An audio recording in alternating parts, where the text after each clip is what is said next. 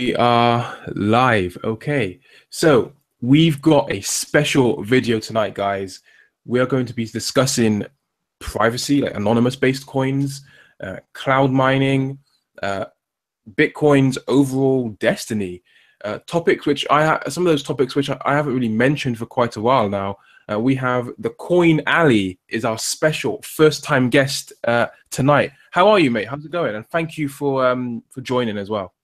I'm doing awesome, Luke. Thank you so much for having me on your channel. It's a pleasure being here. Oh, no problem, man. So before we go into the myriad of privacy coins, tell us a bit about yourself and how you got into cryptocurrencies. Sure. So, like everyone else, I kind of stumbled upon this whole world of cryptocurrency probably about 4 years ago. Um, I was on, I don't remember what website I was on, but I remember I saw an ad for cloud mining service, which actually was Genesis Mining. And I actually clicked on the link, and I was just totally mesmerized by this whole newfound world. I logged in, created an account, um, purchased some contracts. Heck, I think I might have even purchased with like a credit card or something. Yeah, they had a And few at options. this Yeah, they had a point, few options, didn't they? yeah, at this point, realizing I didn't know at that point that when you use your credit card, it would actually count as a cash advance, which ended up costing me even more money than I had initially planned on spending. But I was such a noob at the point. I was like, what is this Bitcoin thing? And I remember a few years later, Ethereum just came out, and I actually got into Ethereum just as it was being introduced on Genesis mining. But yeah, that's pretty much how I got into that whole cryptocurrency world, is just through that Genesis mining. Cool, cool. Yeah, I think like Genesis mining, as although it's like there's a stigma behind it, and we'll talk about that in a minute, Sure. it's actually probably brung loads and loads of people into cryptocurrency. Because I see them, they've got like Google ads and all sorts now. So they've actually, yeah, probably have brung a lot of people into cryptocurrency, um, whether or not people like that or not. But yeah, it's true. Yeah, it's been pretty awesome for that on that front. So what about like privacy coins? I know you did a video very recently about privacy coins.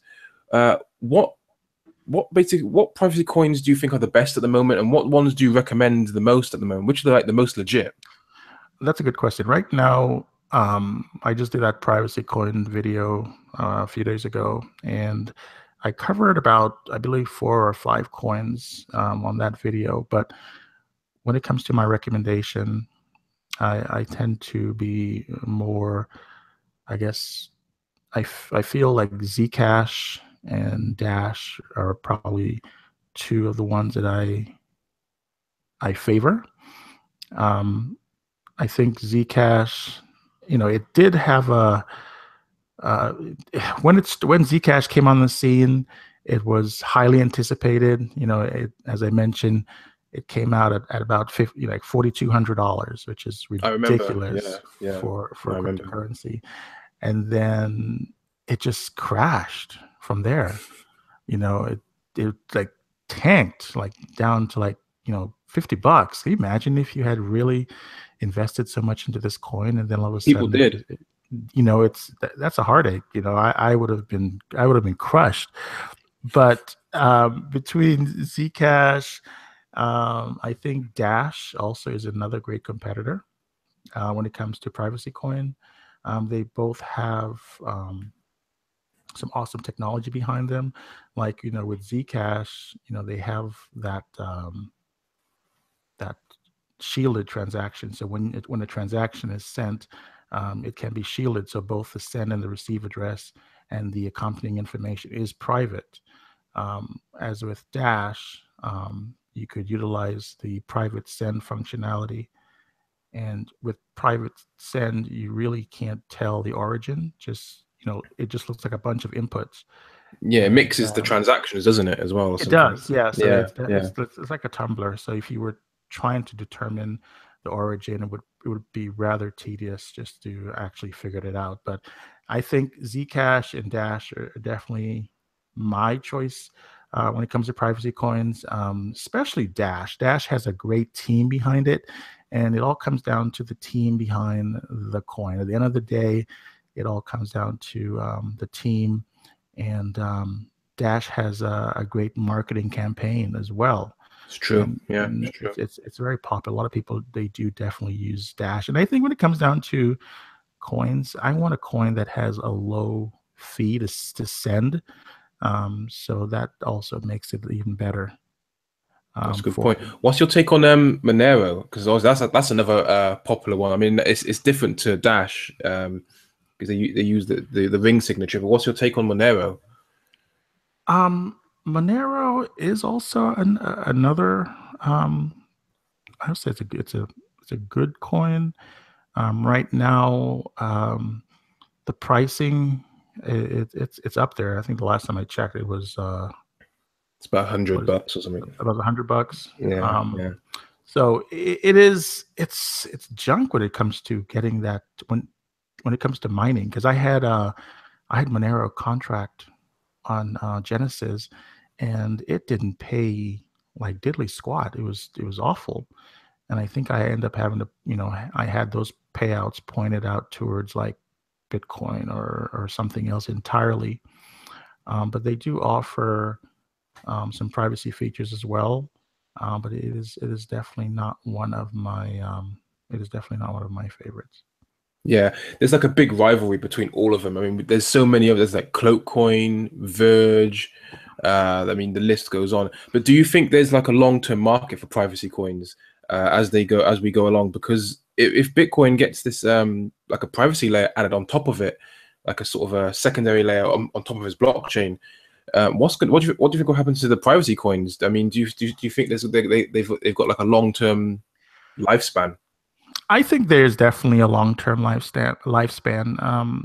People definitely do have a need for privacy, especially with all the crazy things that's been going on in the world. The hackers, all the Yeah, yeah, snooping, and I think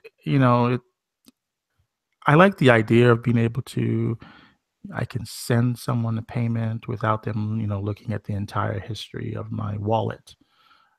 So I feel that there's definitely going to be a need for privacy coins. They're definitely not going anywhere. And as you mentioned, there's several types of coins out there. You got PivX, and there's Navcoin as well, just to name a few. yeah. I There's forgot so about many those. on Yeah. the landscape. There's so many of them out there, and it all comes down to your need, and I guess how much privacy you're looking for, because each coin does offer a different type of privacy requirement. Yeah, yeah, agreed.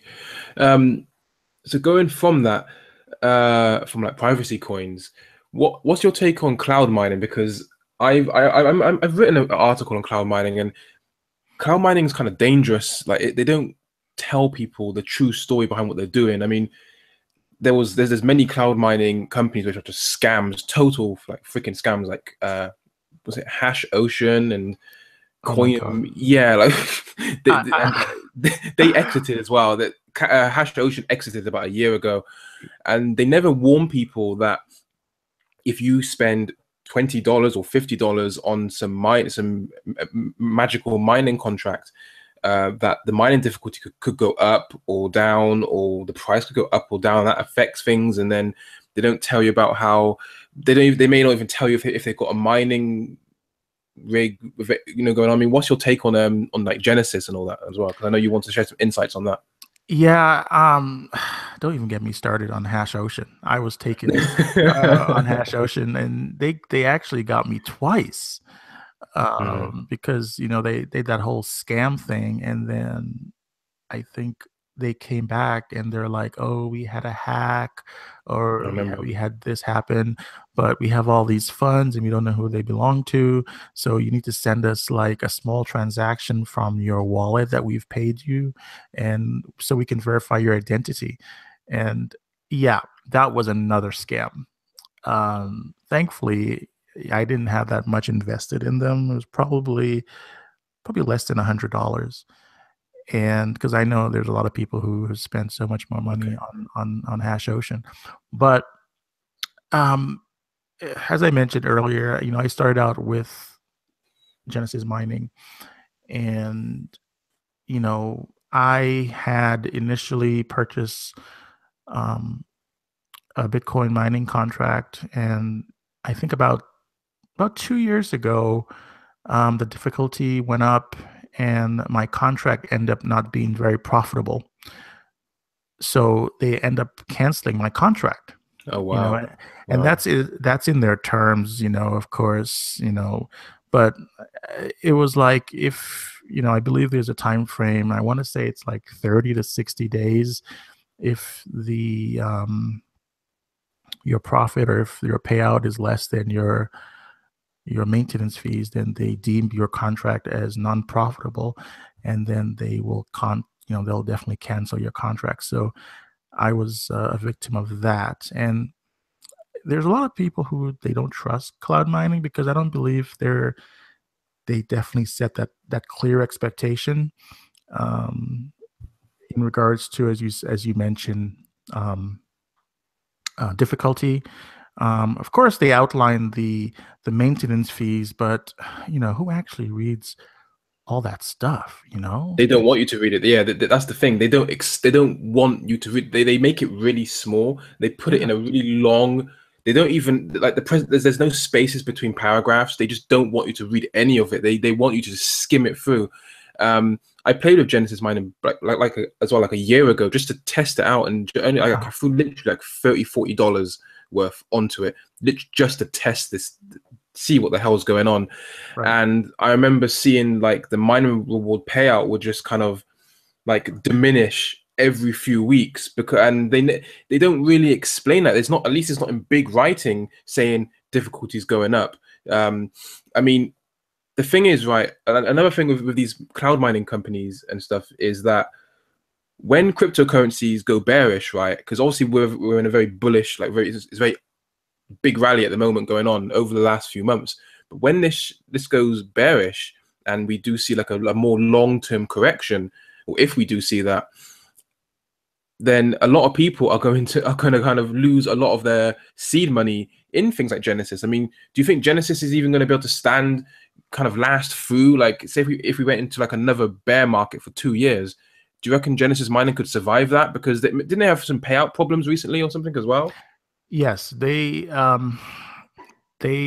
had some issues. They claimed that they were hacked, and of course, initially they weren't forthright. They weren't forthcoming as to what occurred. It was something about they had a problem with their network, or a problem with their systems, and then they later admitted that they had some sort of hacker that infiltrated their system, and that's one of their major issue that I'm not a big fan of, is that they're not very transparent, and their customer service skills is lacking at best. I've Crap. Yeah. had I've had outstanding issues to this day, and this is like 75 plus days that I'm still waiting for a response Wow. from Genesis Mining, because back in May they started allowing you to, um, I guess you could get your payouts in Steam, you Hmm. know and Okay. I entered my Steam address and everything, and I know that I have enough hashing, or mining power Yeah, hashing power. to Yeah, yeah, to earn Steam. And after 60 days I haven't earned one Steam. And yeah. I See, I I, I emailed our tech support. I've opened trouble tickets, and first of all, it takes like a fortnight for them to get back to you. And then once they respond, all they're saying is, "Oh, our IT teams are engaged, and to stay tuned." So yeah. Basically, yeah, it's yeah, just bullshit. Yeah, they just send out bullshit after bullshit exactly. after bullshit. Yeah, And yeah. then Marco, he's on Twitter, just doing a tour of his facility. He's the We CEO, isn't he? He's that smug git, that CEO. Yeah, that punk, Yeah, and he, he's like, "Oh, welcome to my wonderful mining farm. We have no doubt that you have a mining farm. We've seen Trevon and That box mining Yeah. character guy went out to Iceland. So They we do it to know. loads of people. They do it to like they select a few every few years, I'm and they hoping send that them as a promo as a promo. Yeah, yeah. I'm hoping you get invited next, Luke. That would be, I'm sure you would I ask would, the tough I would troll them questions. so hard if I went there. I would love to go to Iceland. Like, don't get me wrong, it's not even that far from England either, No, and it's it's a not far. beautiful place. It's a really beautiful place, and I would troll them so hard with so many damn questions. I would be picking them apart. But yeah, it was like it was so ridiculous that I'm like they weren't forthcoming about what happened, and they admitted that they were hacked, and then they were gonna pay us every other day, and that didn't happen. And then I don't know. To this day, I'm not even sure if I've received all my payouts. So at this point, I believe that if you wanted to invest in cryptocurrency, it is probably best just to buy these coins outright and hold them. Whenever there's a dip, you buy more, as opposed to investing all this money into cloud mining because I don't think you're going to get your money back. I know. I think his name was Crypto Edutainment. I Oh think yeah, he did a series on if cloud mining was profitable, and based on his calculation, it didn't appear to be profitable at all. So mm, I don't know what their future in the space, but I'm sure they'll get more customers eventually. There's new people getting into this whole thing every day, and they're not fully aware. There'll be a lot of noobs that might get into cloud mining, but I think us, who've been in this space for a while, we've learned our lesson and we've moved on, and I agree. to I do agree. something else. Yeah, Crypto Edutainment's been on this channel as well, and yeah, he says similar things. That's the thing, right? I mean, the only way we're really going to know how these things work is by, unfortunately, trying it out and or seeing someone else get stung and then watching it, having being like a fly on the wall and watching it. But like that's the thing, like now you know what they're like and the kind of risks involved, and basically like it goes like what people like Adam Meister say, where they say just buy and hold. It's literally the most safest, easiest thing to do. I mean, it's stress free as well. I mean, I sometimes do a bit of trading, like once every few weeks. I mean, ask some of the others in Trollbox who I chat to and stuff. I do it with them as well, and I mean, trading just it's even that. Even though it's like people can make a lot of money from it, it just stresses me the hell out, mate. I just get so Oh yeah, stressed from it. it, But I it, mean, it requires a lot of discipline, man. absolutely, absolutely, yeah. A lot of mathematical discipline, and that's fine. But it's when I think a lot of people are starting to realize that when they come into this space is that these traders or these Genesis mining, these cloud mining thugs, as I call them, or these Mhm. maggots, they're doing this full time. This is like their full time job. Like a lot of people that are coming into crypto now may have a job already. They may have their own business. They may be doing other stuff. It's like me trying to go to a hospital and be a doctor. Like, I'm not a doctor. I might know like the recovery position that was taught from school or something, Uh-huh. or how to bandage someone very basically. But I'm not a doctor. I'm not a brain surgeon. If I went to a doctor's surgery now and or a hospital and said, "Oh, I'm going to do brain surgery," they're going to tell me to get lost. So True. it's the thing with like trying to trade, especially with cryptocurrency, something as brutal as like a Bitcoin crash or a cryptocurrency crash. It's you're going up against pros. You're going up against people who live and breathe this kind of shit every single day. So the only way we're going to learn is, like you said, like just by trying it out and learning the hard way sometimes. But at least now, like I said, you know that's the main thing, isn't it? And that experience, that knowledge is going to benefit you so much in the long run. Like it's like getting a vaccination, right?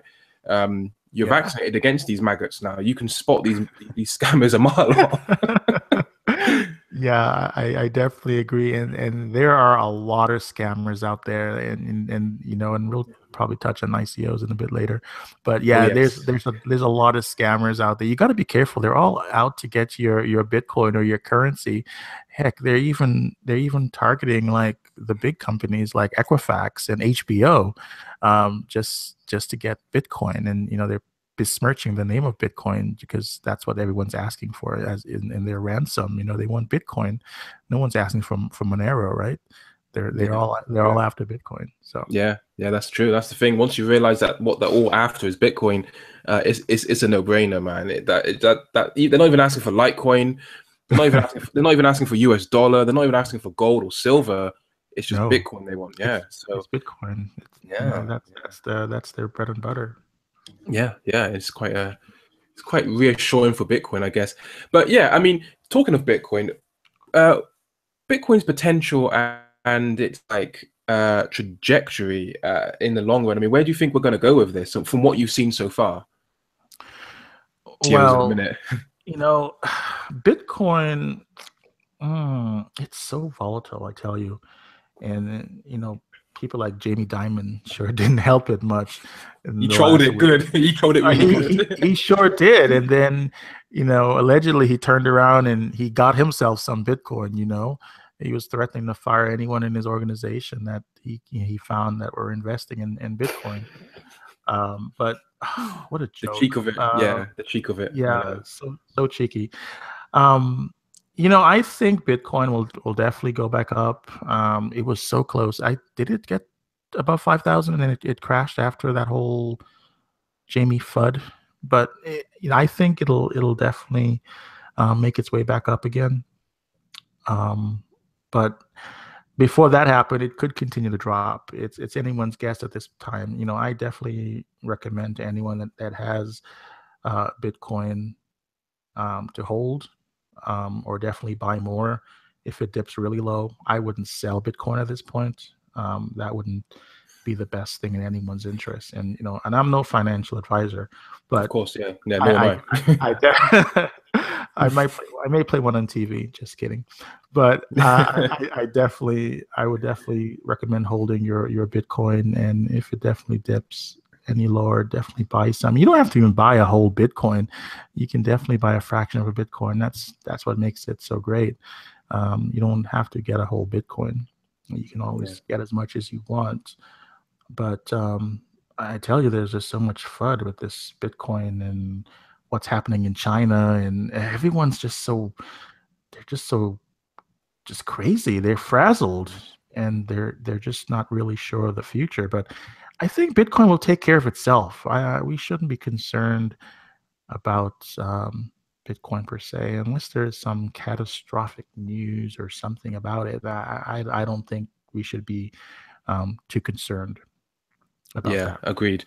But going into like China and the ICOs, what do you make of these of the ICOs? I mean, we'll get to China as well in a second, but um what's your take on yeah, the ICOs and all the mayhem going on? I mean, Oh my. yeah. It's like every week there's a new ICO. It's like it's so fashionable right now to be involved in an ICO. And a month or so ago, I actually had a video on ICOs because I saw an article out there on Cointelegraph, and it simply said, three questions you should ask yourself before investing in an ICO. And I tried to put those three questions into practice whenever I see a new ICO that I might be interested in. But of course, there are times we are human, so there are times where you're seduced by a new ICO and you completely forget about these questions that you should look into, and pretty Yeah, it's much true. those questions are like they're simple, and they're like ask yourself three questions. Um, Before investing, is it a case of a solution looking for a problem instead of vice versa? So you want to make sure that it's not they're creating a problem and then they're going to seek a solution. And then you want to look at the team behind the ICO. um, who is behind it and what do they bring to the table, because you can tell a lot about an ICO by the members, the people who were part of the team. Definitely. And then your gut feeling. What do you feel? You shouldn't abandon that gut feeling. If it should be, is it the right option? Is it the right investment? And I think eventually, I believe these ICOs, they're gonna be in need of some sort of regulation, because a lot of folks will need to be protected, because right now there's no regulation on these things. And anyone can come out with an ICO and offer you tokens, and really they don't have much of a promise. They throw together a white paper, which doesn't make a whole lot of sense, and they never follow through on those promises.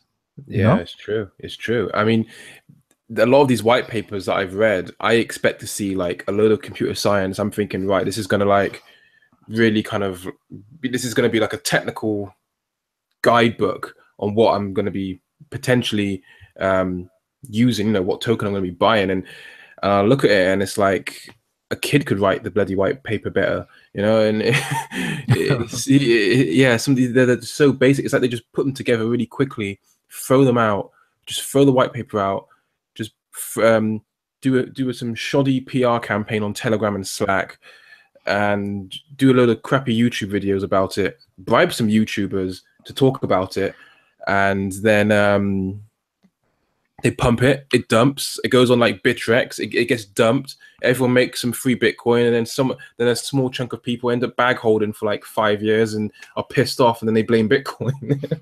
Exactly. I Yeah, think like I probably every week or so I receive at least one message in my yeah, inbox from yeah. someone telling me about a new ICO, and I should look into it, or I should do a video about it. And I'm like, no, I'm not interested in that. And there are some projects that I think I'm excited about, but I would say 90% of them, it's like, how the heck did they get my email address? And what is this about? And half of them is just like spelled incorrectly, and you have no idea what the whole Yeah, project's about. So there's a lot of scam out there. You got to be careful. yeah, I agree. I agree. The ICOs are, the thing is, it's like, yeah, okay, it's a free market and this can happen. It's like, fair enough, anyone can do this. We can launch an ICO tonight kind of thing and Yeah. fork a coin and then fork another fork of a coin and then throw a white paper and release it. And, it's a free market, that's fine. But I think people want this technology to go mainstream, but as long as we have like a centralized system, like a centralized authority structure, like a government and banks, and let's face it, government and banks ain't gonna go anywhere anytime soon, like at least not in the next like 12 months. And as long as people still look to the government for help and for support and for protection, then we're gonna eventually see regulations of some kind. Regardless, I mean, if we go into some kind of utopia, decentralized, universe where everyone's kind of skipping around, no one's scamming anyone, then all right, yeah, maybe regulations won't be needed. But at the current, the current way the world is working at the moment, regulations are most likely going to start happening. We're seeing that now, and it's going to keep happening probably way until the next decade. We're going to see more and more regulations coming into this, more exchanges exiting, more ICOs getting like the ban hammer and stuff.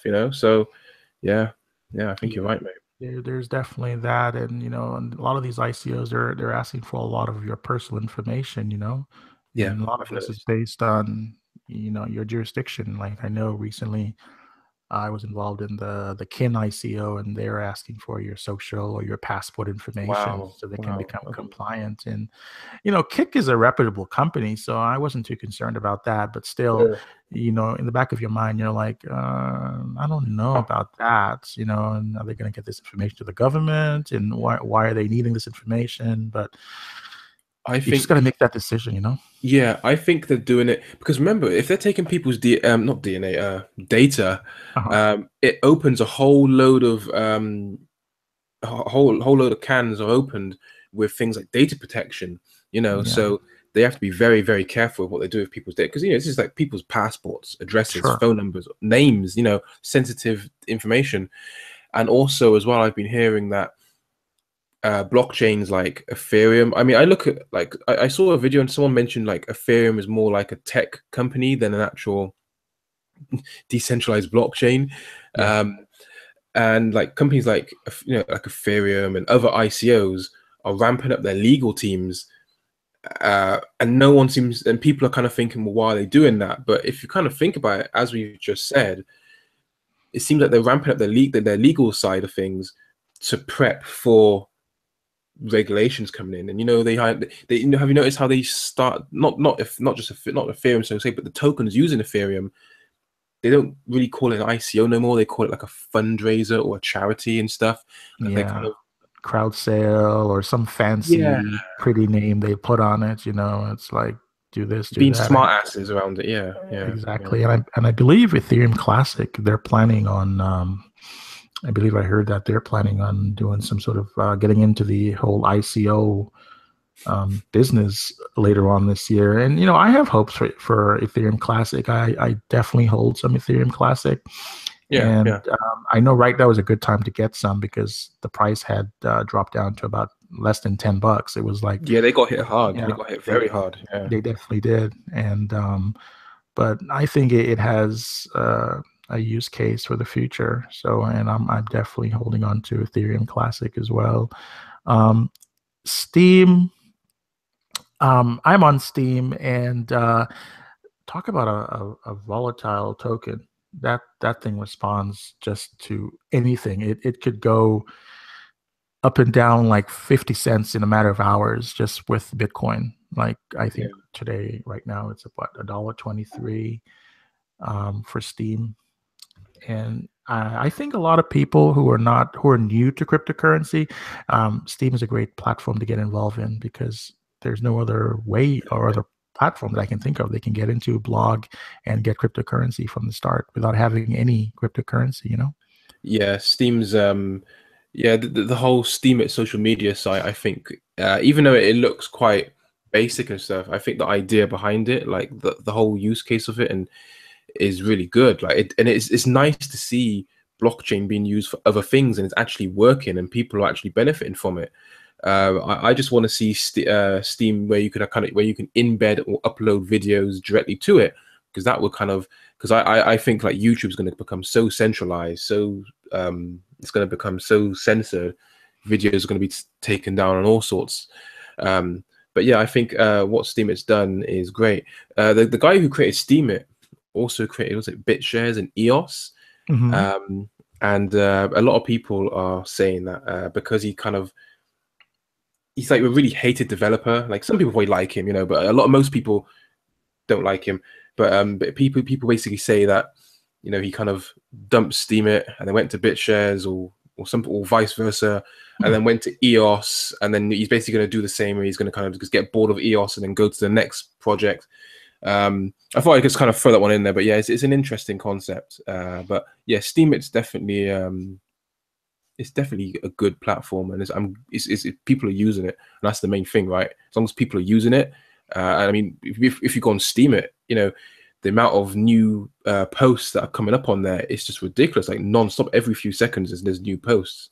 It There's loads of is. yeah, It is insane. And you mentioned yeah. being able to upload videos. I'm not sure if you've used DTube, No, but I need to look DTube, at it. I need to look at it. Yeah, yeah, DTube is like a decentralized YouTube, and you can actually it's tied into Steam, and you can upload your videos to DTube, which in turn uploads that to your Steam feed.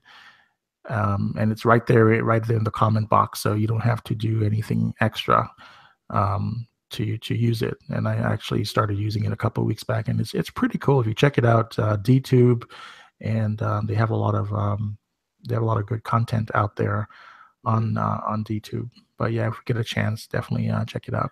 yeah. I haven't got around to researching it. I've been hearing about it, but yeah, I just haven't sat down and put kind of open up the bonnet kind of thing. But yeah, if it's a way where we can kind of decentralize upload content in a decentralized manner, yeah, because it's eventually going to push Facebook and Twitter and YouTube away, because it's just less censored, more a better, more fairer platform for us to put content on, but yeah.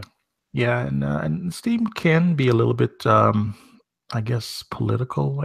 I guess you can say, it's supposed to be decentralized, but with every platform, you have whales, which type, they try to control what you can post and what you can't post.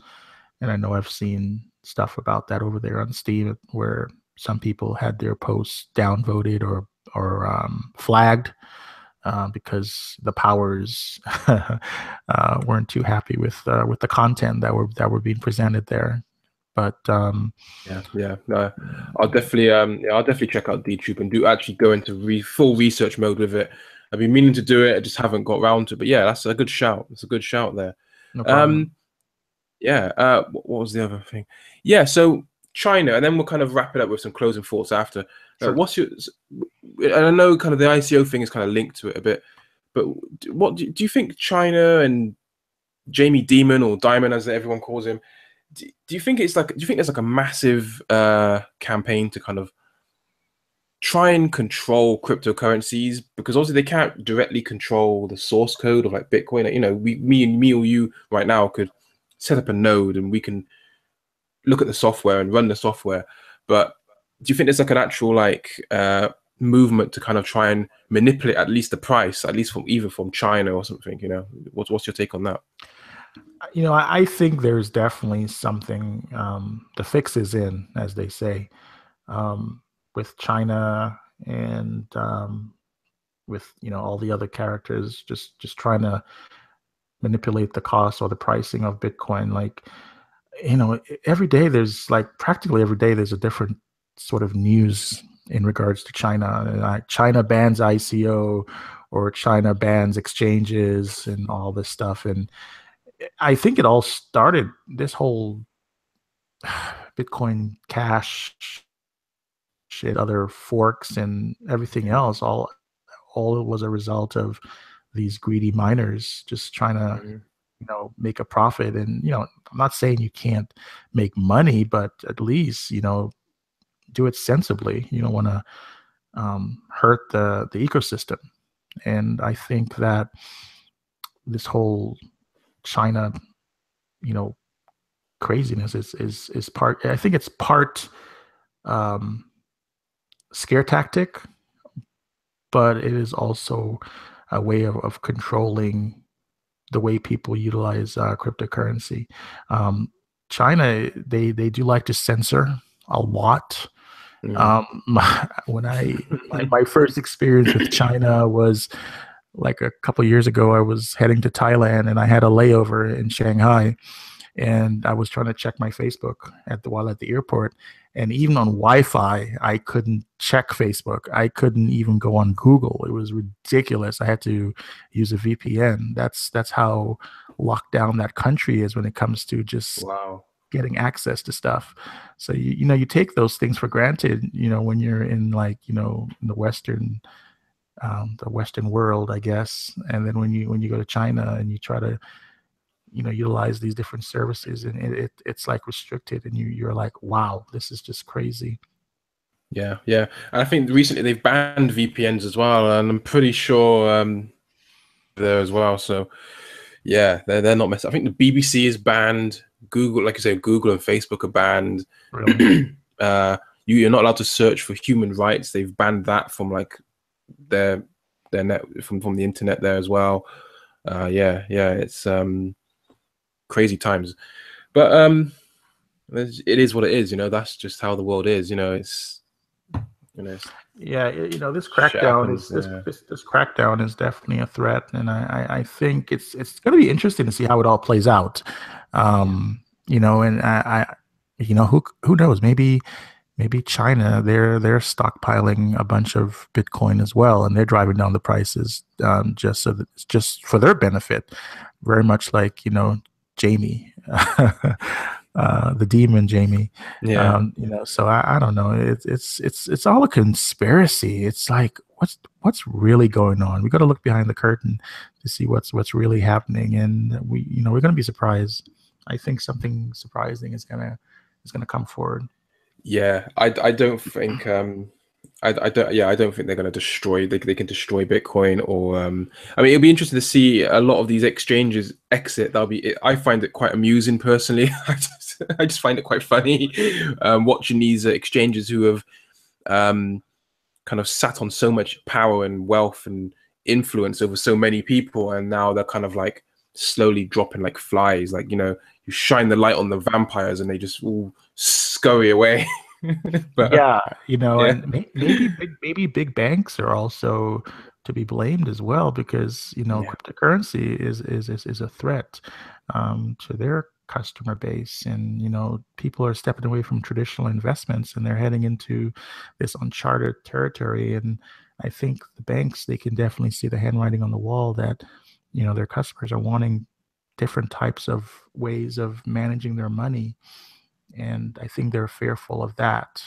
And I think that has a lot to do with it as well. yeah, yeah. I think but I think yeah, to sum that up, I think a lot of people when these regulations hit in Europe, in America, Mhm. in Asia, I think a lot of people are going to go to prison for like just being scammers and scamming people with cryptocurrency. Um, there's so many of them. It's hard to keep up. But yeah, I mean, any sort of as we kind of sort of wrapping this up. I mean, any sort of closing thoughts, and where can people find you as well? Like your Steam it and your DTube and all that. Share all that information with us as well, mate. Sure, thank you. So you can definitely find my channel on YouTube. It is Coin Alley, or the Coin Alley. Also, I do have a presence on Facebook, same name, the Coin Alley as well. I just created that page a few weeks back, so I'll use that page primarily for quick updates, things that doesn't necessarily require like a video update. So Facebook is there, and if you're on Steemit, I'm there as W Thomas. You can find me there as well. Cool, awesome.